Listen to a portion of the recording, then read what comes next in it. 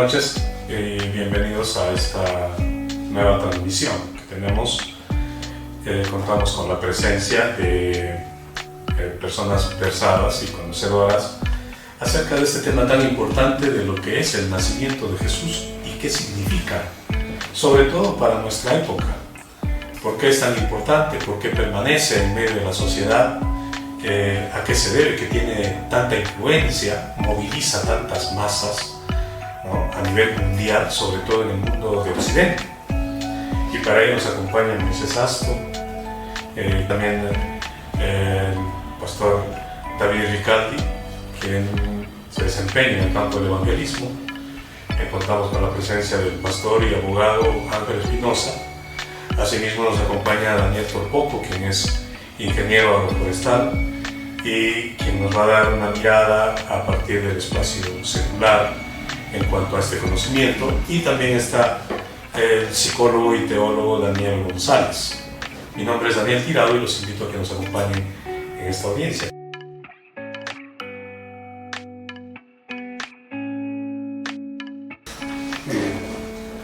Hablemos un poco de los registros del nacimiento de Jesús. Tengo algunos datos aquí.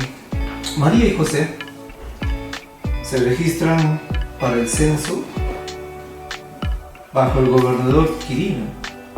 Dio una orden que todos los niños debían ser censados. Ahora, el teólogo alemán Karl Barner, ¿no?, él decía que los evangelios en general no proporcionan suficientes detalles del nacimiento de Jesús. Muchas veces tenemos ese pendiente, cuando fue la fecha exacta. Entonces, los relatos de la natividad en los evangelios, sobre todo en Mateo y Lucas, no mencionan fecha o época de nacimiento. Rahner, ¿no?, dice: los autores de los evangelios enfocaron elementos teológicos, mas no cronologías históricas. Esto es importante, ¿no? Por ejemplo, Mateo como Lucas asocian el nacimiento de Jesús básicamente en la época de Herodes el Grande, ¿no?, y señalan que Jesús nació en Belén de Judea en los días del rey Herodes. Entonces, más o menos, ¿cuándo era esa época?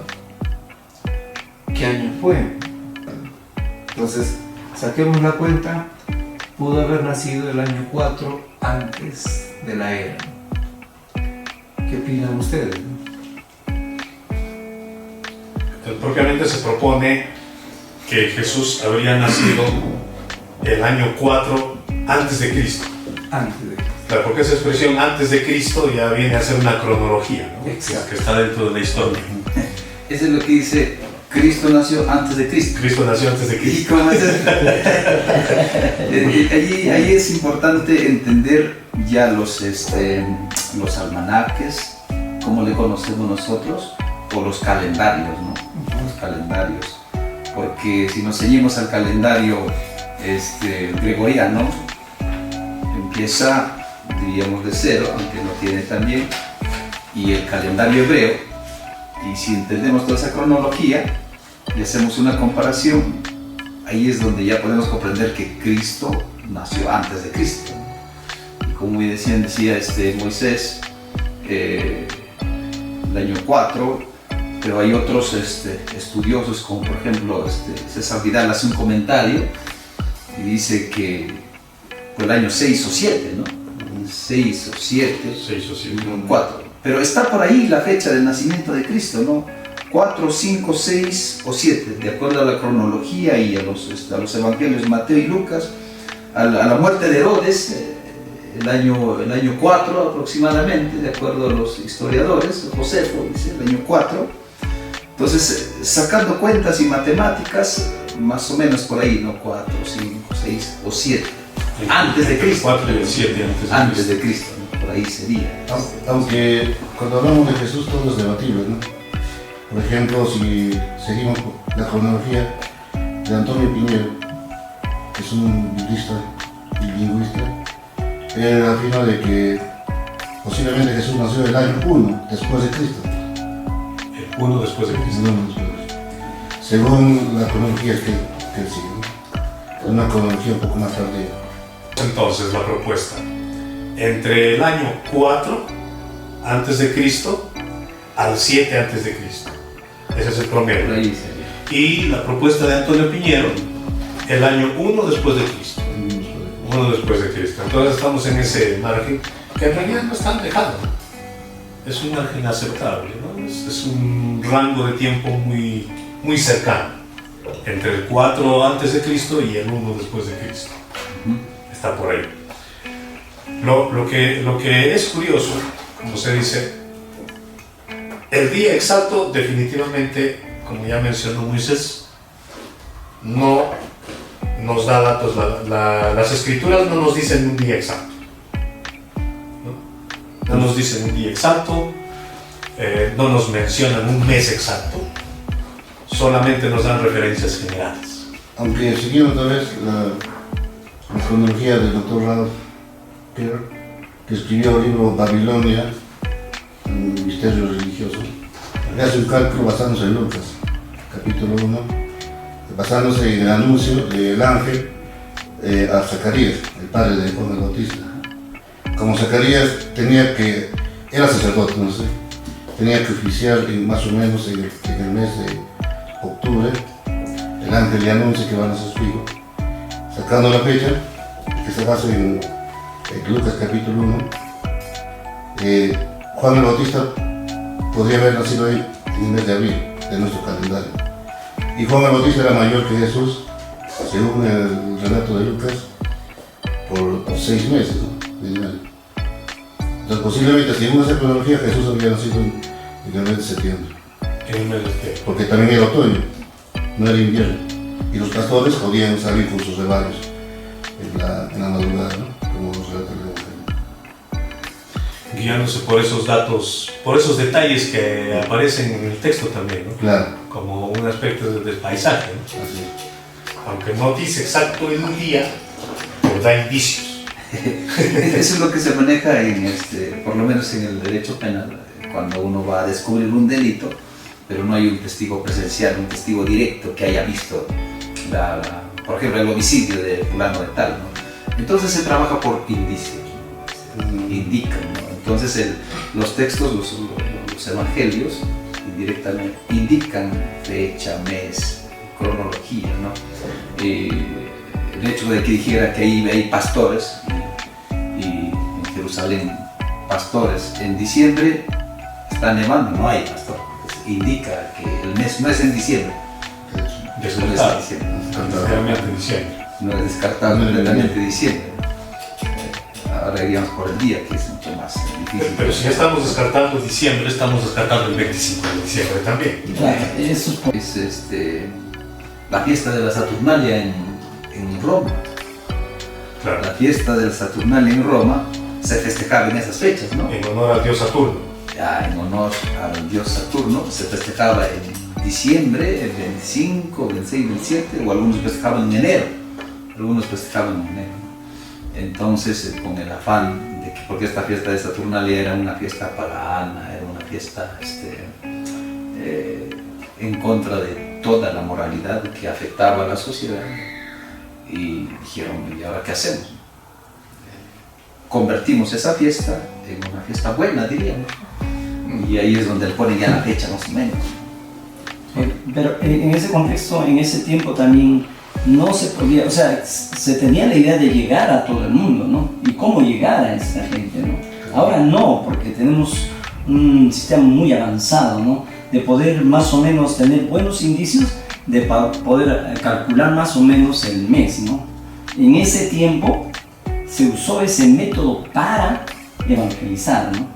Es lo mismo que hicieron los españoles con nosotros aquí, para evangelizar al peruano, tenían que usar ese método de imponer, ¿no? Y no llegar al verdadero evangelio, ¿no? Les leo un comentario rápido de Alexander Murray. Él dice y sostiene que la celebración de la Navidad como el día de nacimiento de Jesús se basa en una fecha, en una fiesta pagana, ¿no? En lugar de un análisis histórico. Saturnalia, le llaman. La fiesta romana de Saturno, que él lo asocia con el solsticio, ¿no? Entonces, ¿dónde es en pleno invierno? Y de tal manera que se celebraba el 17 de diciembre, ¿no? Ese calendario juliano, y luego se expandió con festividades hasta el 23 de diciembre, y esa festividad se dio como un sacrificio en el templo de Saturno y en el foro romano, ¿no? Así como un banquete público seguido de obsequios privados, fiestas continuas y una atmósfera de carnaval que trastocaba todo el sistema, ¿no? Pero es una fecha importante para el Imperio Romano. Claro. Exacto. Entonces se asocia la fiesta con el nacimiento de Jesús, pero ¿a partir de qué época? Porque hay que recordar que Jesús nace en una etapa en la cual el pueblo de Israel está sometido por el Imperio Romano. Por lo tanto, las festividades del pueblo de Israel no serían trascendentales, no serían importantes para los romanos. ¿En qué momento es que Roma, o en todo caso el pensamiento romano, incluye a Jesús dentro de la fiesta de las Saturnalias? César Vidal, un importante historiador, data esa introducción de la fiesta más o menos el año 364-365, en donde empiezan ya esa inserción para poder tratar de evangelizar, como usted lo dice. Eso fue el objeto, el propósito. Entonces quiere decir que cuando el imperio se cristianiza. Así es. Cuando el imperio se hace cristiano, se incluye a Jesús en las Saturnalias, como decía David, para la imposición del evangelismo, ¿no? Y junto con la devoción a María, porque cuando se revisan los documentos antiguos anteriores al siglo III, poco se hablaba de María también. Pero entra el sol, Jesús, ¿no? Que es un recuerdo, dicen los ateos, que hace una lectura, ¿no?, atea de la Biblia. Jesús viene a ser el Josué del Antiguo Testamento. ¿Recuerdan cuando Josué entró a Jericó, a la tierra prometida?